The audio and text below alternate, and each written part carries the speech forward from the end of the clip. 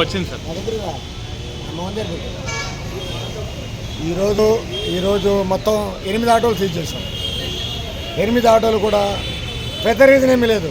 పెద్ద reason driving లేదు, అది లేదు, ఏమీలా. Very simple reason. యూనిఫామ్ వేసుకోమని ఈ నగర కమిషనర్ గారు ఉత్తర్వులు జారీ చేశారు. అది యాక్చువల్గా మీ బాధ్యత, మేము గుర్తు చేసే అవసరం లేదు. కాకపోతే మీ ఉద్యోగం కూడా మేమే చేస్తున్నాం. ఓన్లీ ఒక 5 నిమిషాల పాటు గెద్దబొమ్మ కాల్కమర్ సెంటర్ నుంచుంటే 5 నిమిషాల్లో మాకు దొరికిన ఆటోలు యూనిఫామ్ లేకుండా 8.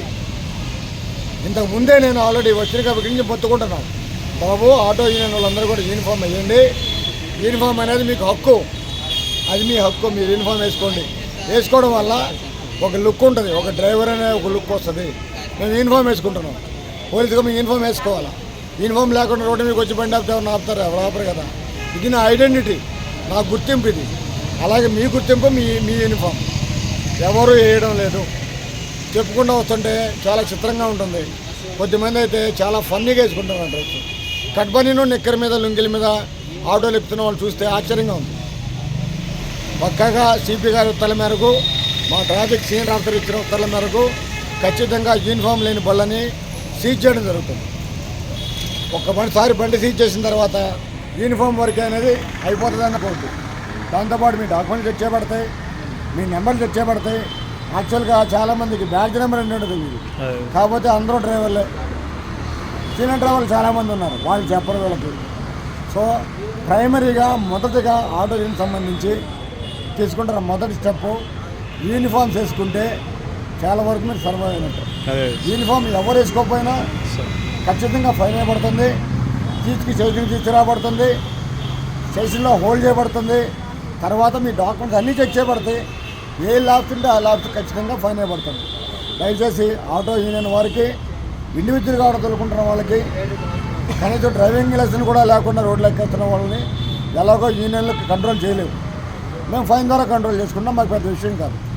కాకపోతే యూనియన్లు అందరూ వచ్చి అందరూ కోఆర్డినేట్ చేసుకొని యూనిఫామ్ వేసుకోమని అడుగుతున్నాం. మీరు గమనించండి. నగర కమిషనర్ గారు, సిపి విజయవాడ సిటీ గారు మా ట్రాఫిక్ డివిజన్కి కానీ లాండ్ వారికి కానీ ఒక ఇన్స్ట్రక్షన్ ఇచ్చారు. కనీసం వాళ్ళు యూనిఫామ్ కూడా లేకుండా వెళ్తున్నారు, చాలా ఆడుగా ఉంటున్నారు. కనీసం యూనిఫామ్ వేయడం కూడా వాళ్ళకి తెలియట్లేదా అని అడిగారు. కాబట్టి ఆ యూనిఫామ్ మీద ప్రత్యేకమైన డ్రైవ్లు నిర్వహించబడుతున్నాయి. ఈరోజు ఒక 5 నిమిషాల పాటు నుంచి ఉంటే మన గెద్దబొమ్మ సెంటర్లో 8 ఆటోలు మీరు ఇప్పుడు చూడొచ్చు. చూపించాం, ఆటోలు చూపించాం. అలా బైక్ లేదు.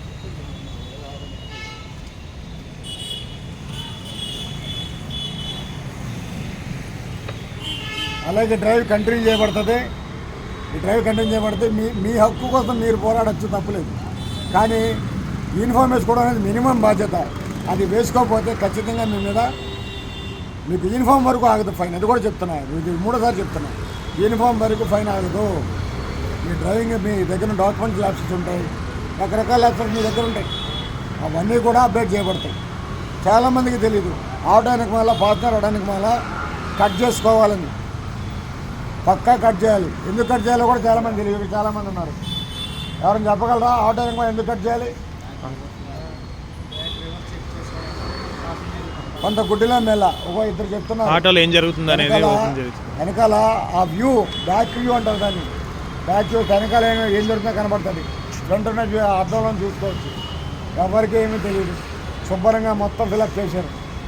ఫస్ట్ ప్రైమరీగా అయితే మా ఆఫీసర్స్ ఉత్తర్వుల మేరకు, మా సిపి గారి ఉత్తర్వుల మేరకు, మా ఆఫీసర్స్ ఉత్తర్వుల మేరకు, మా ట్రాఫిక్ డీసీపీ గారు, ఏడీసీపీ గారి ఉత్తర్వుల మేరకు, మా ట్రాఫిక్ ఏబుల్ గారు అంటే డిఎస్పీ గారు ఉత్తర్వుల మేరకు ప్రత్యేకమైన డ్రైవ్ నిర్వహించబడుతుంది.